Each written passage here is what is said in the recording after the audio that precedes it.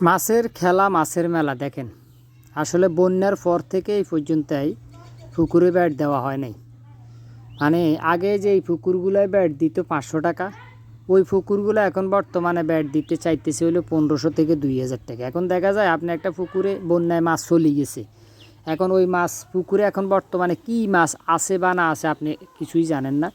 সেই ক্ষেত্রে আপনি হয়তো 500 টাকা দিয়ে ব্যাট দিলে আগের মতো হয়তো যাক লস বা লাভ একটা হইতো। হ্যাঁ, কিন্তু এখন 1500-2000 টাকা দিয়ে আপনি যদি পুকুরে ব্যাট দেন, দেখা যায় সেই ক্ষেত্রে আপনি পুকুরে 1500-2000 টাকার মাছ পড়ি আপনি 500 টাকার মাছও পাইলেন না। তাহলে আপনি কি ব্যাট দিবেন?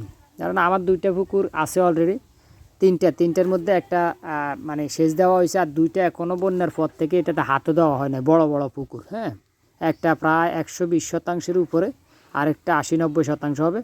কিন্তু ওইগুলা ব্যাট দিতে পারি না। 1500, 2000, 2500 টাকা একটার বেড়ে চায়। এখন বন্যায় মাছ চলে গেছে, আমি আসলে লস দিয়া যদি মাছ না পাইলাম তাহলে একটা লস না। এখন যেমন এই যে এখানে 2500 টাকা ব্যাট, আসলে কি এখানে কাঁচকি যেগুলো পাইছে এগুলো কি 2500 হইব? কারণ কাঁচকির কেজি বর্তমানে 100-150 টাকা চলে রানিং। তো এখানে কয় কেজি বা হইব? দেখা যায় যে এই টাকাটি ব্যাট দিছে লস, তাই না? এখন জাইলারা সিন্ডিকেট শুরু করছে আমাদের সাথে।